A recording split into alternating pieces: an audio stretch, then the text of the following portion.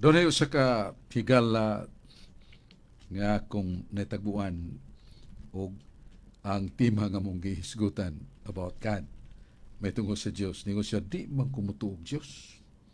I don't have any somewhat leaning to grasp or embrace that God which I do not know. Di mo ko na makita. Busa, why Diyos, kaya di man makita. Ako siyang gisundan sa pangutana, di ba Brad, nga daghan kayong mga dili makita pero tinuod? Sama sa hangin. Literally sa atong bare eyes, di man takakita sa hangin. Pero doon ay hangin. Bagyo gani makita na itong pribang doon nagyuhangin kay mga luad ni mga dagkong kahoy, mga tumbang dagkong mga balay, o mga tanom na to madanyos. O bisan ang elektrisidad nga lantaw gibati nato ang iyang presensya sa mas kahayag sa atong mga fluorescent lamps, pagtingog sa radyo nga gipasukad sa kurente, television.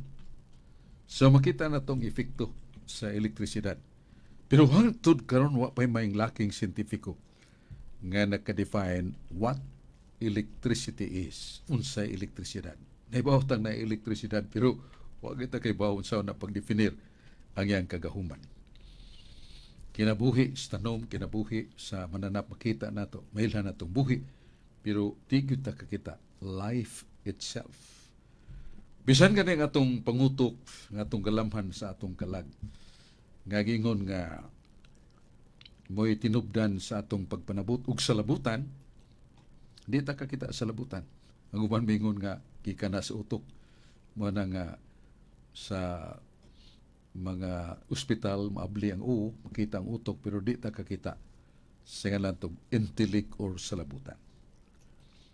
So sa kini ka kaligunan nga dili tinuod nga tungod kay di makita wa. Bisan ang Diyos dili makita, si San Pablo nga halawom kay kaalam, diya siyang suwat sa Tagaroma 1, tudling 20. Namatod pa niya ang Diyos nga dili makita, kagahuman nga di matugkan. Pero nasayra na to, ang agi siyang gahum. Kita na to mga butang binuhat sama sa adlaw, buwan, bituon, kalibutan nga atong gipuy-an. Kini mga butang nga makita nga dili gikan sa kasagarang gahum nga tawhanon. Labawng kagahuman o kita mituo nga tinubdan sa mong gahum ang tinubdan nga magbubuhat mao ang Dios. Muna sa 2 Macabeo 7:28, God does everything out of nothing. Nga ang Ginoo makamugna ug makapakita sa binuhat gikan sa wa. That is creation mo na paglalang. Sa 2 Macabeo 7:28. Og ang hanay, kakita ta sa relo, madaot ta mato din tag relohero ni paayo. Iya ko nato nagablihan o pablihan na sa relohero, ang relo makita na itong kagmay kaing pisa nga nagtambayayong aron mo ganoy paghatag ka nato tukma nga oras nga gusto natong tamdan sa atong pagtrabaho. Dunay hanay. Kung ang relo ato nang pisa-pisahon isud og kahon, ato nang uyogon sa makadaghan, manganti ta, bisag pila pa ka milyon kapag uyog og panganti, dili na mo balik sa pagkarelo. Unless gawas kung kinihan ayon sa dunay salabutan og makamao. Muna na principle of order. If there is a design or order, there must be a designer.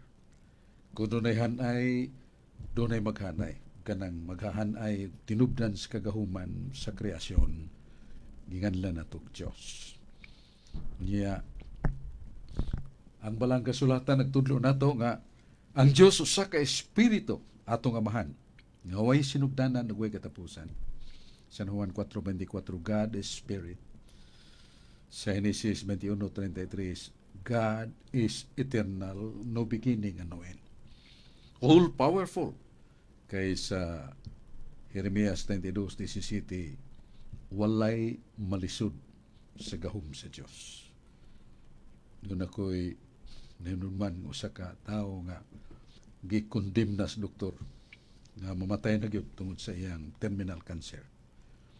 Adi palando kay nakadto ko sa lubnganan ni tungod sa adlaw sa lubnganan ni Padre Teopilo Camumot, doon ay taga Camotes. Dili na sultig sa Pilar ba San Francisco ba, ingon siya nga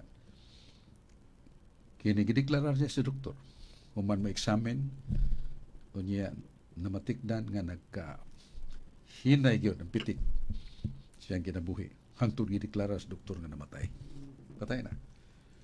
Pero di ay ang iya mga minahal sa kinabuhi diya na sa lubnganan ni Padre Teopilo Camumot. Uban ang paghangad, pagsalig sa makagagahom nga Diyos nga mo'y tinubdan sa tanang gahom og milagro. Naon sa ba nga nabuhi magbalik ang minatay? Lipay kay sila. Manang magatuan sila sa shrine. Niya si Anastasio Cruz nga doon ay cancer. Ang iyang hugaw dugo na. Niya ningon ang pamilya paabot lami sa doktor nga endorse gikan gyud sa Amerika, Pilipino. Og pagabot pila ding hatod sa ospital, examine na sa doktor gikan sa Amerika, ningon siya, sorry, I have no reason to operate on this man. He is negative. Ang sakit nga inyong gituan wa gyud. Munag ako sa silang naabtan nito nga nagpasalamat ang iyang asawa, taga Talisay, taga Artbel, San Isidro, Talisay. So miracles are happening. Ug kana nagatukmod ka na to, dili sa pagpugos, kundi dili pagbukas sa atong tanlag kalag. Nga doon na tayo gikikanan, doon na tayo pagbubuhat, nga naigugma ka na to. Ug buot nga siya, tamdon, tumanon na to, nga kabubuton, mihusa kita sa atong tunhay nga kalipay, ang daan sa cross, daan sa kasakit o pagantos, ang langit, maangko na to. Daghang salamat, Brother